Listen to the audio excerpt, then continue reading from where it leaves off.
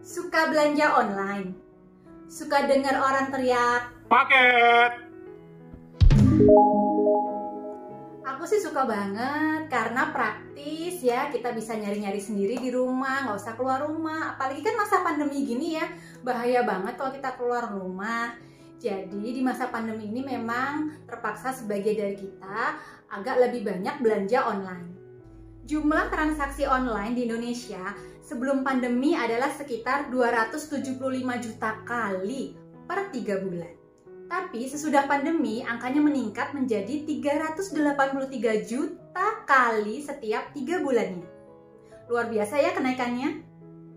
Namun demikian secara jumlah rupiahnya tidak bertambah karena di masa pandemi ini kita semua dipaksa untuk lebih berhemat dan mengetatkan ikat pinggang. Sehingga kita hanya membeli barang-barang yang benar-benar esensial. Ngomong-ngomong tentang belanja online di masa pandemi seperti ini, apa sih tips-tipsnya? Supaya kita nggak tekor, nggak menguras tabungan, dan juga transaksinya aman, nggak ada kena tipu-tipu. Tips yang pertama adalah membuat daftar belanja setiap awal bulan. Jadi pada saat kita menyusun anggaran awal bulan, di situ kita tulis ya apa saja barang-barang yang harus kita beli secara online. Tentunya barang-barang itu adalah benar-benar yang kita butuhkan dan esensial. Bedakan ya dengan keinginan. Sudah paham belum bedanya keinginan dan kebutuhan? Kalau keinginan itu ya hanya untuk memuaskan sesaat saja. Sebenarnya kalau tidak kita beli juga nggak apa-apa kok. Membeli karena keinginan itu value-nya ya kurang untuk kita, kurang bermanfaat untuk hidup kita. Beda kalau itu adalah kebutuhan yang esensial. Tips yang kedua adalah pastikan kamu punya dananya. Jangan sampai kamu ambil dari tabungan, dari dana darurat, dari tabungan anak, apalagi kalau sampai ngutang ya. Dana yang harus tersedia di sini bukan hanya harga barangnya, tapi juga ongkos kirimnya ya. Sebentar, kan kita bisa ngutang dengan gampang. Ada kartu kredit, ada pay later, ada cicilan 0% lagi. Masa nggak dimanfaatkan sih buat belanja online ya nggak? Betul sekali, banyak jalan ke Roma.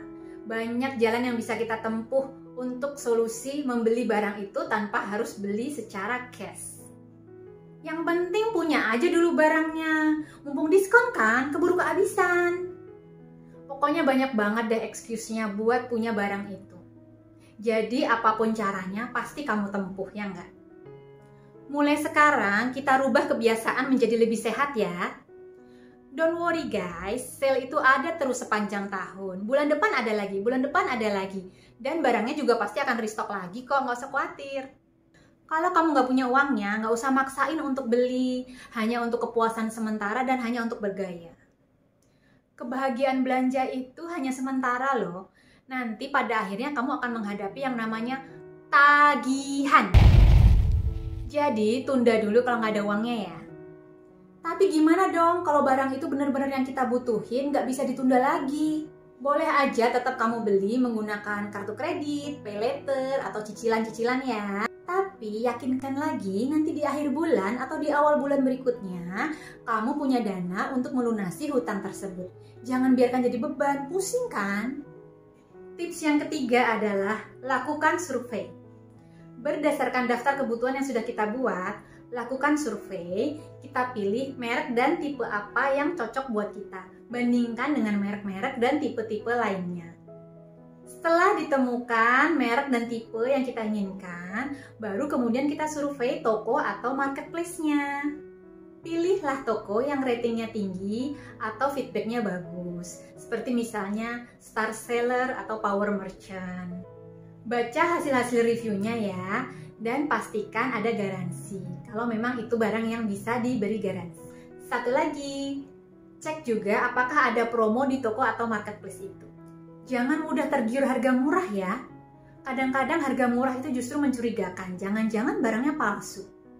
Kemudian cari juga toko yang lokasinya dekat dengan tempat tinggal kita, supaya ongkos kirimnya murah. Cek juga ada layanan pengembalian nggak, apa aja sih syaratnya kalau kita terpaksa harus mengembalikan barang itu. Misalnya nih untuk barang-barang tertentu biasanya penjual meminta kita untuk menvideokan waktu kita unboxing supaya ketahuan nih kalau waktu dikirim memang sudah rusak sehingga bisa kita kembalikan. Baca juga deskripsinya secara detail. Kalau ada yang ragu atau aneh, segera tanyakan pada penjual. Tips yang keempat, pastikan transaksinya aman. Pilihlah marketplace atau website yang ada tanda gemboknya ya. Tanda gembok itu artinya apa? Artinya transaksi kita aman dan data kita sudah dienkripsi. Jangan sampai kasih data ke penjual langsung ya, termasuk misalnya kode PIN dan kode OTP. Apalagi kalau sampai transaksi langsung dengan penjual. No, big no ya. Pastikan transaksi kita melalui marketplace atau website resmi. Berikutnya, sebaiknya kita menggunakan gadget milik kita sendiri. Misalnya nih, kalau kamu pakai kartu kredit, data kartu kredit kamu bisa kesimpan di gadget itu. Dan kalau gadget itu nanti dipakai sama orang, mungkin datanya masih tertinggal. Dan itu bisa dimanfaatkan oleh orang lain untuk penipuan. Walaupun gadgetnya milik kita sendiri, tetap jangan disimpan data kartu kredit di gadget ya. Kemudian kalau kamu belanja makanan, perlu dipastikan expire-nya ya. Dan kita harus menentukan delivery apa yang sesuai. Misalnya makanan beku ya, tentunya harus cepat diantarkan dan kita harus pakai delivery yang 1 hari misalnya. Gimana dengan belanja di luar negeri? Boleh aja, tapi kita harus pastikan nih, pajaknya berapa, biaya masuknya berapa, itu harus ditanyakan dulu ke penjual ya. Jangan sampai nih ya, pada saat kamu sudah bayar dan sudah dikirim barangnya ke kita, ternyata kita diminta oleh pos membayar pajak dan biaya masuk yang besar. Bila kita tidak puas dengan barang yang kita terima, kita bisa menggunakan fitur pengaduan di marketplace atau website resmi. Kalau tidak ditanggapi juga, kita bisa membuat pengaduan ke lembaga-lembaga pengaduan konsumen yang resmi. Contohnya seperti YLKI, BPKN, atau bisa langsung ke Kementerian Perdagangan. Untuk detail kontaknya, aku tulis di deskripsi di bawah ya. So, teman-teman, enjoy online shopping ya, but be mindful. Sadar apa yang dibelanjakan, sadar apa value atau manfaatnya untuk kita di masa depan. Terima kasih sudah nonton videoku sampai habis. Bila dirasa bermanfaat, mohon like dan share ke teman-teman atau keluarga. Dan yang belum subscribe, subscribe ya. See you on the next video.